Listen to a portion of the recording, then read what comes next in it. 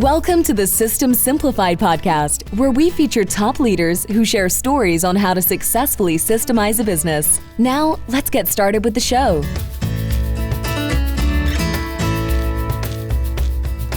Hello, Adi Klevit here with the System Simplified podcast, where we interview top entrepreneurs, founders, and thought leaders about systematizing a business. And this podcast is being brought to you by Business Success Consulting Group. At Business Success Consulting Group, we create custom processes and tailor-made business systems so businesses can thrive and grow. All right, and today's guest is Liz Hatcher. Hi, Liz.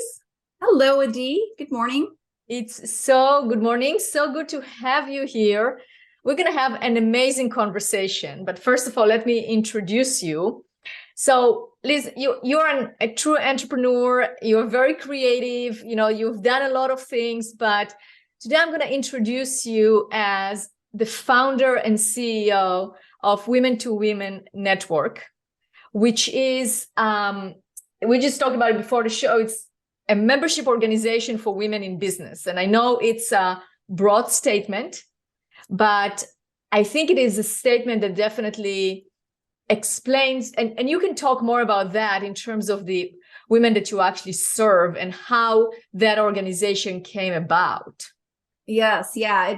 It started really as a request from a small community of women wanting to come together to just share challenges and talk to each other as peers. How are you handling this in your business? How are you handling that? And just kind of sometimes commiserate and sometimes cheer each other on. And as we got traction, it became clear that having conversations on our own wasn't really getting us anywhere, that bringing in experts and advisors who could facilitate a conversation could help us grow. And so we launched Coffee and Conversation. And then as it became clear that, we want more than just coffee and conversation, we want a real community where we can communicate on and offline in lots of ways. And so Women to Women grew from, answering that call and meeting women where they were. Do you want to meet in the morning? Do you want to meet in person? Do you want to meet in the evening? Are you a downtown? Are you a suburb? Are you a small business? Are you a midsize? Are you an independent? All of that factored into the equation as we were figuring out what is Women to Women Network all about and how we have grown in the last 4 years. And we thrived through COVID, and no, COVID's not over and gone, but in-person networking is back. But during COVID, we really thrived and we expanded our virtual programming, and we've really now stepped back into that in-person space. And with a broader membership base, we're holding events all over in what we like to call micro regions. So again, meeting women where they are. So if you take the Portland metro area, people don't want to drive across town to get to something, spend an hour in the car for an hour networking and then another hour in the car to get back. That's a waste of time. That's why the virtual is so great. You can't beat that in person. So there's also something to be said for smaller gatherings. It's wonderful to walk in a room and go, wow, there's like 100 people here. Oh my God, what a great event. And then at the end you go, wow, who did I connect with? Probably the people you already knew. But in a smaller setting, it's harder to hide. So you're going to make those connections. So again, it's meeting women where they are and bringing them those intimate conversations, intimate opportunities to get to know each other and build relationships.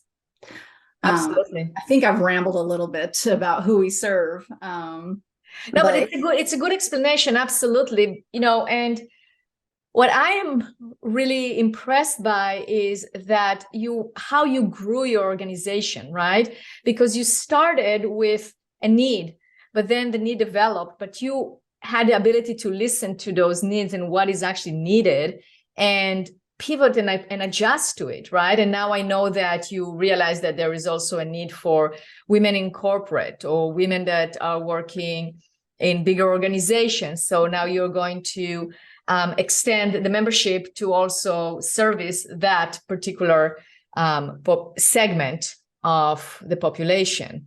Yes, absolutely. We've done a great job of serving the needs of the small business owner, entrepreneur, solopreneur, independent contractor. She has a specific set of challenges that are, common. Every business is unique, every woman is unique, but there are common challenges and common conversations and common goals and purposes to how they like to network or what they want to learn or talk about. Women in corporate or in larger organizations, maybe they are CEOs. They started out as an entrepreneur, but their organization has grown and scaled to a point that they're at a completely different level, with a different set of challenges, needing to have different kinds of conversations, looking for different leadership development, mentoring, training opportunities.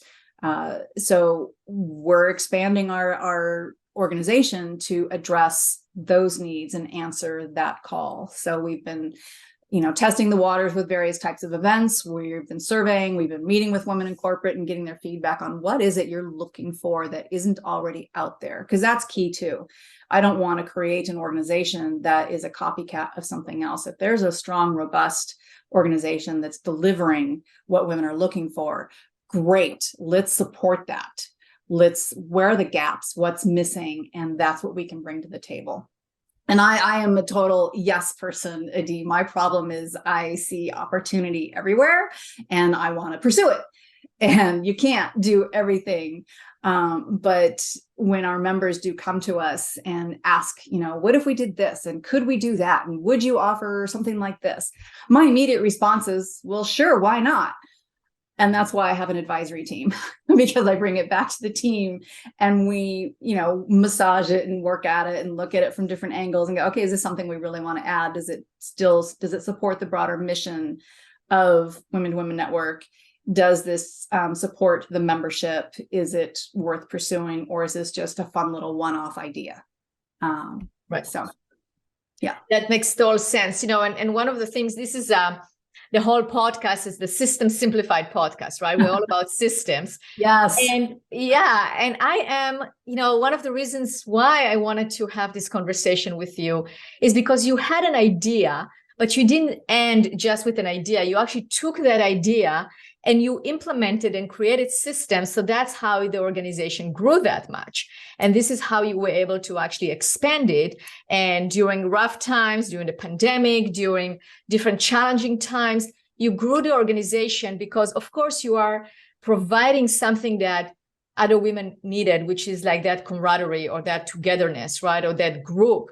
But you also were able to implement different systems in order to grow the organization. Yes. So, right? Yeah. So let's talk about that. Tell us, what systems did you put in place in order to be able to grow it to the extent that it is right now? Well, the first system was using Excel and spreadsheets and a Google Drive so that it was easy to communicate with the small team, that it was easy for me to keep track of the small amount of members. It was easy to keep track of attendance and registrations. We created a website that could accept event registrations, so it made it very easy to maintain our calendar, made it very easy to put people into the directory. Some things were automated on a very small scale. And then as we have grown and it's become more challenging to keep track of everything, an Excel spreadsheet will only get you so far because there's a lot of entry and there was a lot of double entry. You got to enter it here, then you got to enter it there. It's like, okay, we got to automate this. And seeing how members were using the website and our checkout process for registrations was duplicative steps. And I'm like, we can streamline all of this. So I spent about a year researching various databases that could integrate with my payment processing, integrate with the website, alleviate, I could do my newsletters through it. I could create landing pages through it. We could automate email responses, invoicing, automatic renewals, all of that. So I finally settled on a system last spring of this year. Was it this year? I don't remember now.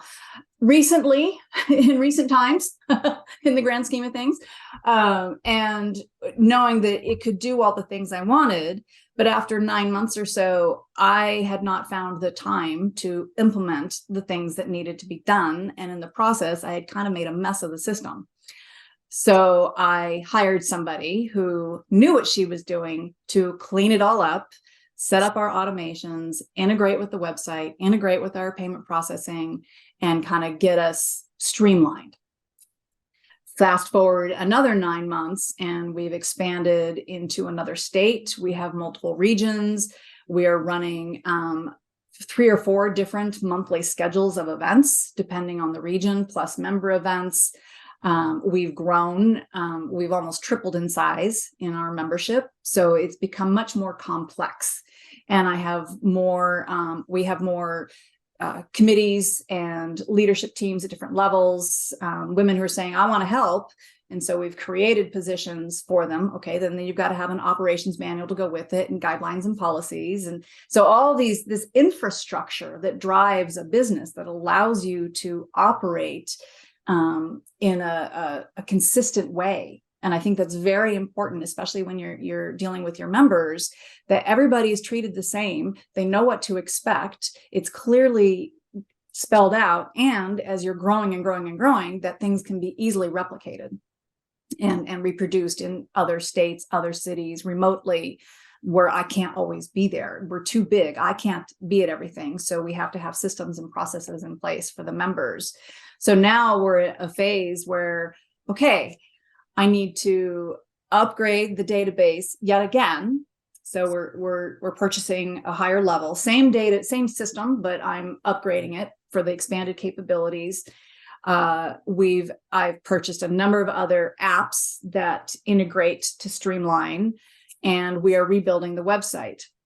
And as we're going through this process to my team, I'm repeating again and again, where do we want to be in 5 years? Because what we build today, we're going to grow into.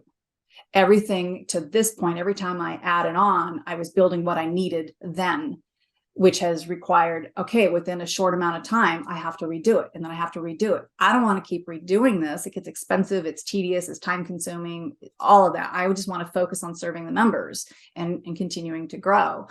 And if I'm always rebuilding stuff, that's not going to work.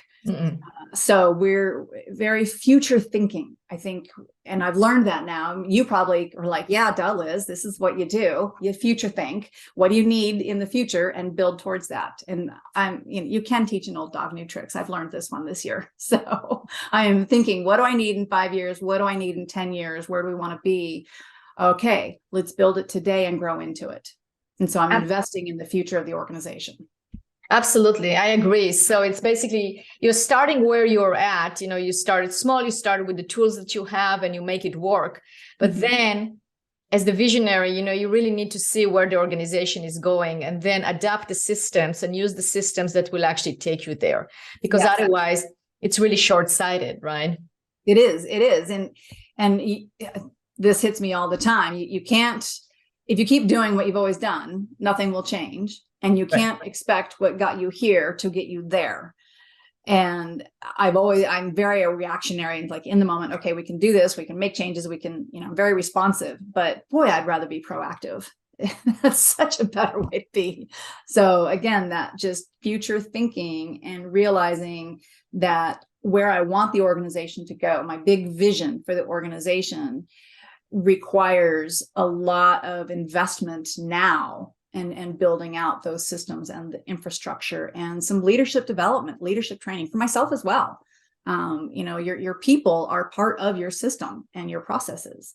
And if everyone's not on the same page, they can all be doing different things, but everyone's got to be on the same page and understand what they're all working for and what their role needs to be clearly defined. And we haven't had that. It's just been fly by the seat of your pants as this thing has taken off so fast. It completely caught me off guard, which, this is a fun ride I'm on, but it doesn't need to be so bumpy.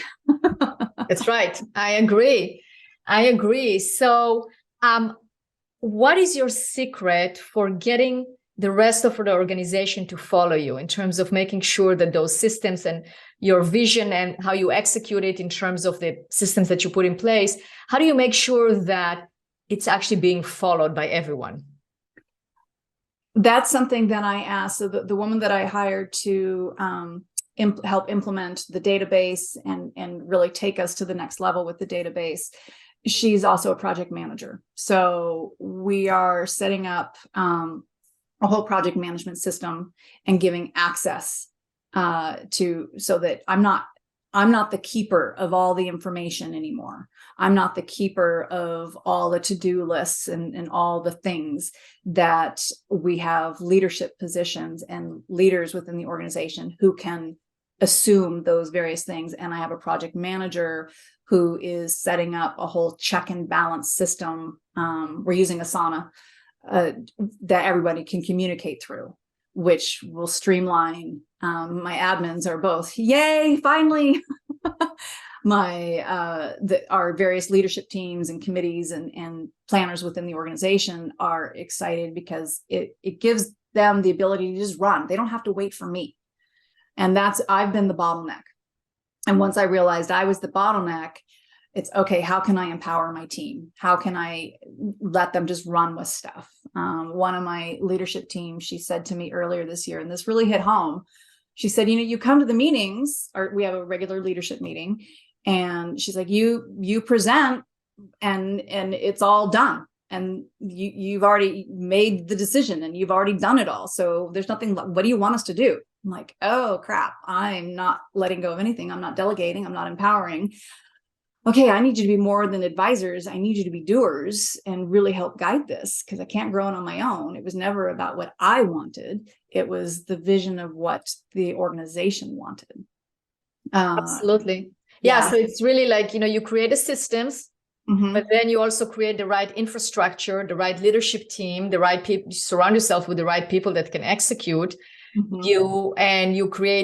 You improve upon the systems, right, by creating like a project management using Asana as a project management software to make sure that the communication is very open and everybody understands what is needed.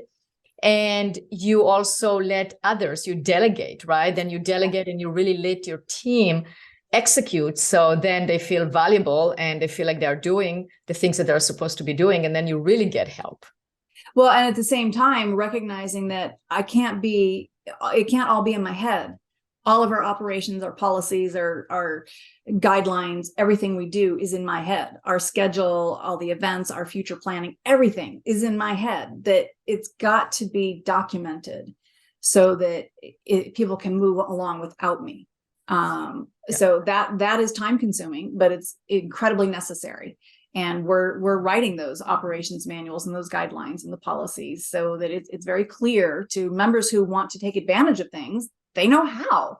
They know everything that's available to them, that it's not, an initial email that they get and then they never see it again. We need to build more transparency into the organization so that members can really leverage the opportunity that's in front of them. At the same time, I need to make it easy for those that want to step into leadership roles and help, that they have what they need and the resources they need to just run with stuff, and I can get out of the way.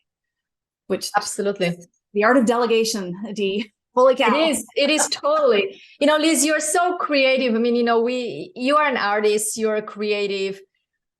How do you reconcile the creativity, being creative, and the needing of systems in order to actually execute your vision?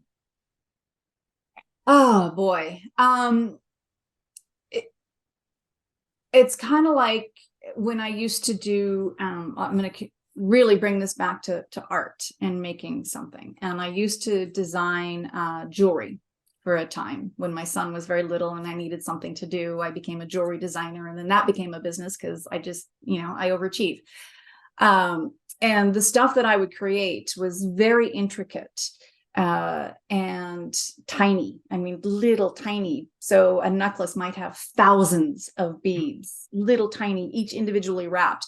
And there was some engineering that had to go into the design and steps and processes to make it work.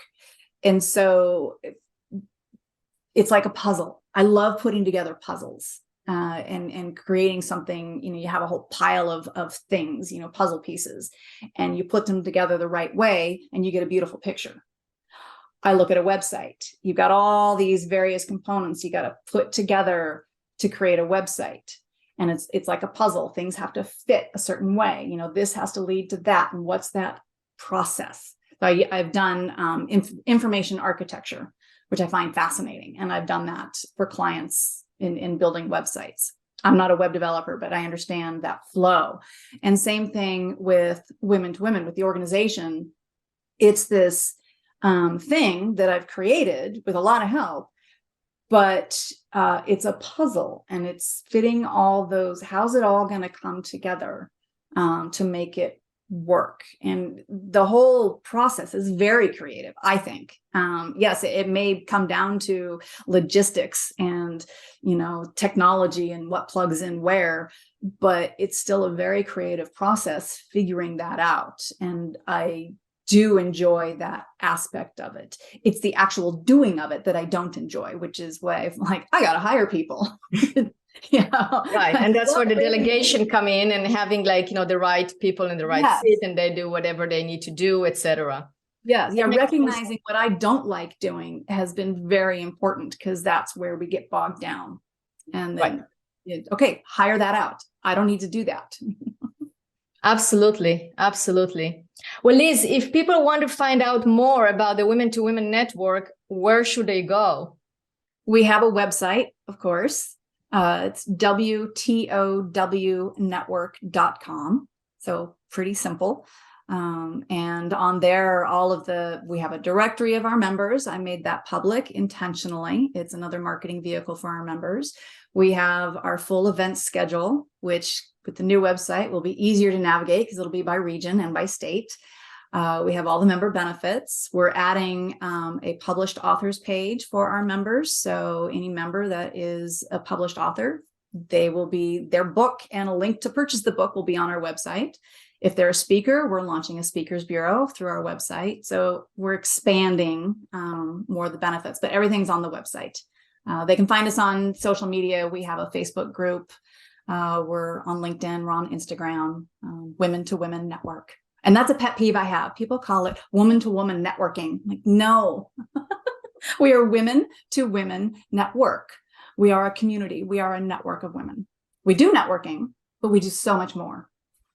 Absolutely. It's a whole community. So I definitely encourage our listeners to go to that website and take a look and see at all the resources that are available and what you created, because I think it's very, very impressive. So well done. Thank you. Yeah. All right, good. Well, thank you so much for being a guest on this podcast. I think you took us through how to build that, how to actually build a vision and execute it, which I thought was fascinating by using all the systems. So definitely best of luck for the future. I know you're just going to grow and grow and grow the network and continue to add services and more value. So thank you, Liz. Thank you, Adi. I appreciate it.